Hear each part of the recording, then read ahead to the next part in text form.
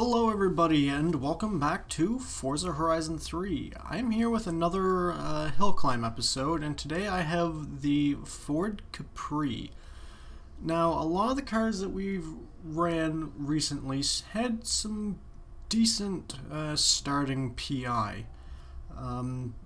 They weren't relatively low on the PI scale to start with. Now, this Ford does start off relatively high in D class. I kind of wanted to start a little bit lower to see how a lower PI car would fare against some of the higher PI cars that have gone. I'm assuming that we're going to have to swap the engine in this, but I'm not sure. We will have to wait and see. I'm not sure how powerful the engine in this actually is. We will have to put the all-wheel drive into it. That's the words I was looking for.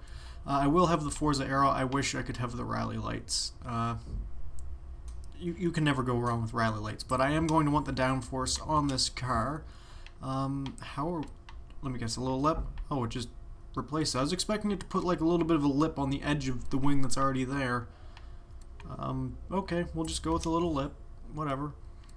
I love how when we put the all-wheel drive on, we went up into C class, and we're down back into D now. Okay.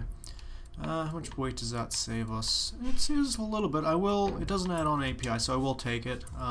Save that little bit extra weight. Now comes the real PI jumper.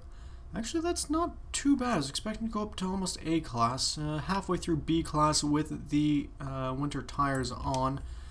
Looking at those tires, those are mighty small. I'm hoping we can actually get some decent sized tires, 185s. That is puny. Okay, 225s, that's a little concerning. I hope the rear is a little bit better. Oh god. This is going to be interesting. I fear that this car is going to get a lot of power in it, and it has puny tires. 235s, now they're not terrible. I would like 265s. Is that too much to ask? I mean, it's a lot better than the 185s that it starts with, but I have a very bad feeling about this. Now, I'm not going to touch anything in the drivetrain just yet, because this standard engine is not going to get us anywhere near the top of the class, I don't think. I will throw on all of the handling parts. Handling is going to be something we're going to need in this car. Now, weight reduction. We start off 2,600 pounds, so we're not that heavy. That's a weight that I could deal with, to be honest with you. But we are going to take the weight of the car. We are probably going to need the PI. We're just now getting into A class, and we're at 2,200 pounds. I feel like this is going to be a really light, really powerful car. Which, to be honest, is something I kind of expected, but at the same time, well, you know, we might not get that much power. 43 horsepower is jumping the PI up quite a bit. I definitely don't think that the standard engine is going to do it. I will just take a look at the conversion. Yeah, I don't think that'll do it. So I'm just going to go and swap the engines now. We have the 2-liter i4 turbo, which is heavier than the standard engine, ever so slightly. And then we have the even heavier 3.2-liter i6, but I'm not too concerned about weight. I'd actually like a little bit more weight if possible, because it may help us with control. And then we have the 6.2-liter V8, which is heavier still, but it gives us 415 horsepower, 415 foot-pounds of torque. It's between the i6 and the V8. I can't remember how much horsepower the i6 can get. I feel like it's around the 700 or 800 horsepower mark. I could be wrong. The V8 will get over 1,000 horsepower. I doubt that we would get that within the PI in this car. But it could still be quite powerful. You know what? I think I'm going to go with the V8, because when you can put a V8 in a car, why wouldn't you? That's kind of my motto. Now, I don't know what I want to go for here, supercharger or turbos. They give the same amount of horsepower, but the supercharger is heavier. Now, I kind of want the car to be slightly heavier. Mostly due to the fact that it may give us some slight bit more control, and we'll probably end up taking the weight that we just added on. That'll probably come out when we come to things like exhaust and so on. Yeah, the exhaust will take out 27 pounds. What else can we throw on the car? Okay, so we can get it to almost 700 horsepower. So we're going to be looking about the 700 horsepower mark for this car. I say about 50 horsepower adds on 6 PI. That's a little bit concerning. I'm concerned for my well-being while driving this car. I can already tell you. Okay, so 773 horsepower. I am just going to go on and put a flywheel in, save us a little bit of weight, and I just realized we haven't touched gearbox yet. That doesn't really make any difference except saves a little bit of weight. What about transmission? All it does by the looks of it is save weight. And I will stick the diff in before I forget. That would be a disaster to put 700 horsepower in the car and then not a diff. That would end perfectly. I have a sneaking suspicion that this car is going to be very sideways, and it's going to be a very much point and squirt car where we're going to have no corner speed, but we're going to have fairly decent straight line speed.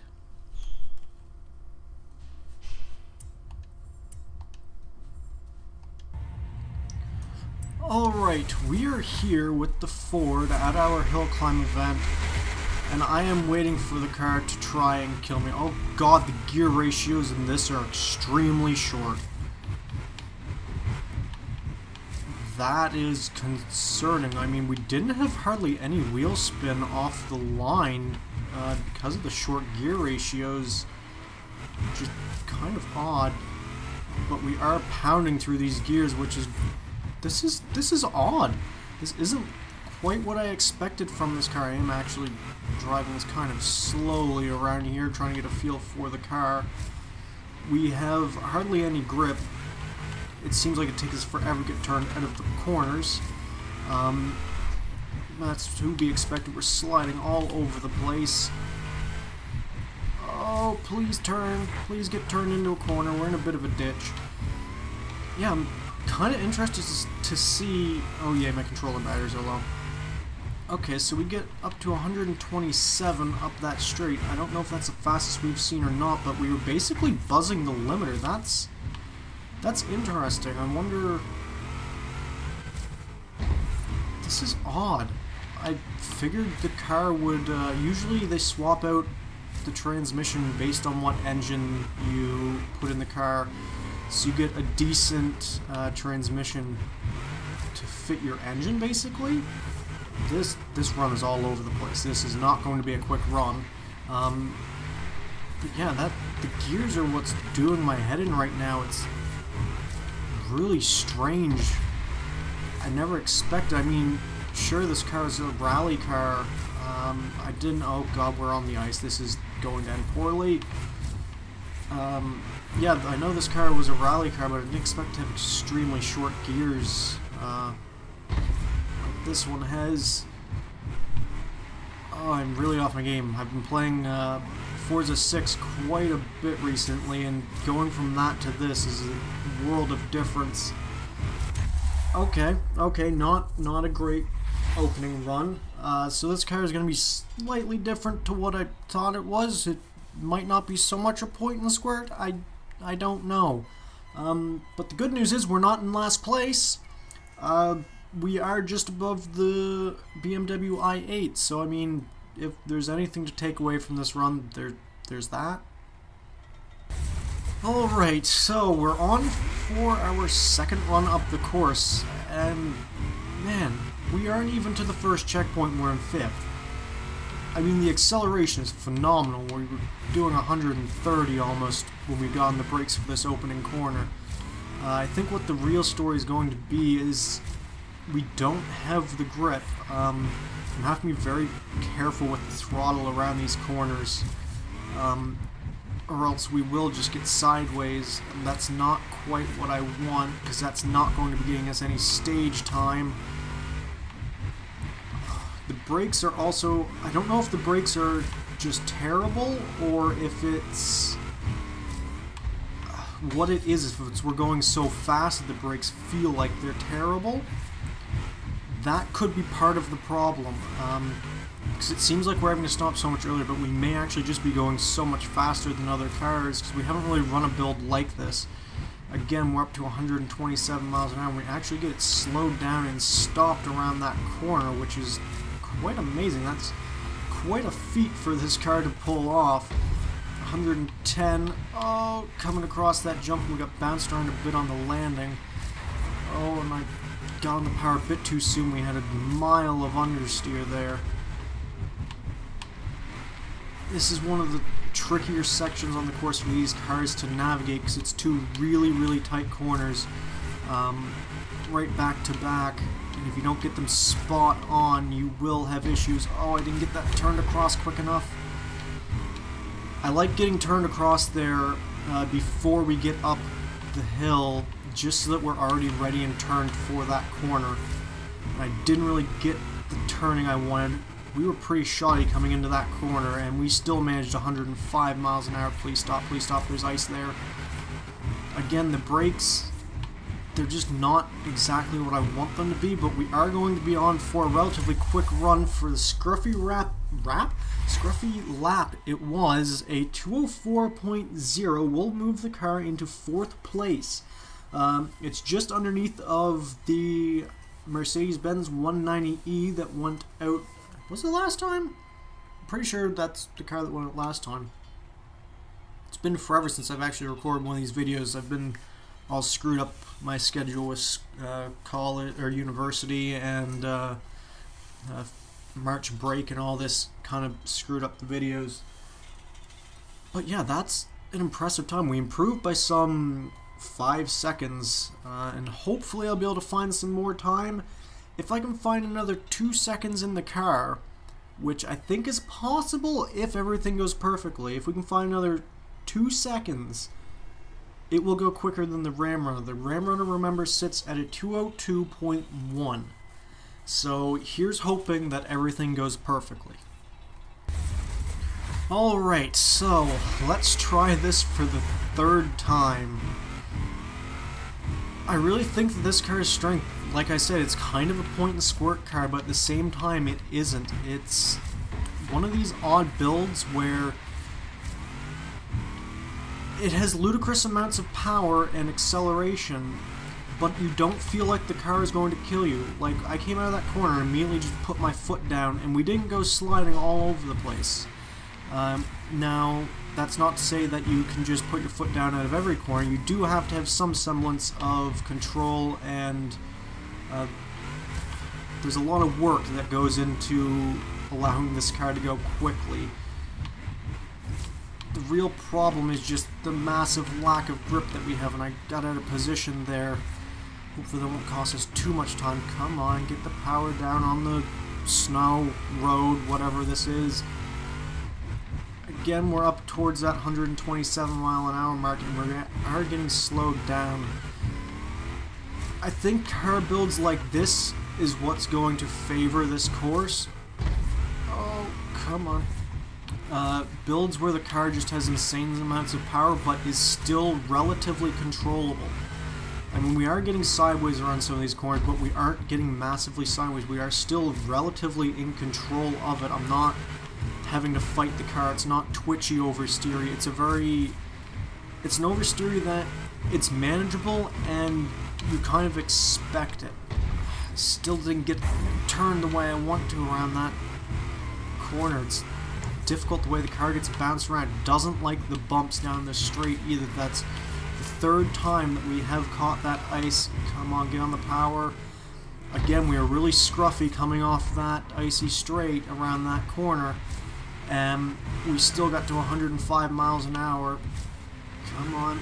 Boot it towards the line. It's gonna be quicker, but not quick enough. Oh. It's quick, but not quick enough. We did manage to go quicker than our previous run, but unfortunately it doesn't promote us up any farther on our grid. The Mercedes-Benz has a 203.3, another 0.3 of a second, and we would have gone quicker than it, but unfortunately, as it stands, the poor Ford will have to settle for 4th place. Incredible showing by the car. I was kind of concerned, I guess is the way to put it, about how the car would perform up our challenging hill climb circuit.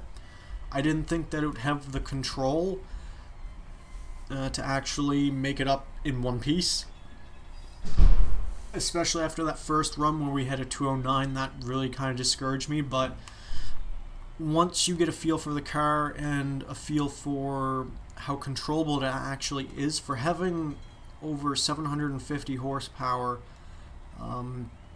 it's an incredibly controllable car, and it's incredibly fun to drive.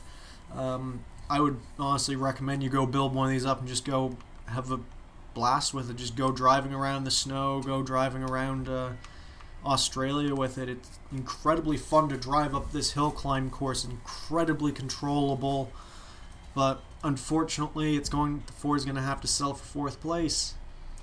So that is going to be it for this video, guys. I hope you enjoyed it, and if you did, hit the like button and be sure to subscribe, and until next time, goodbye.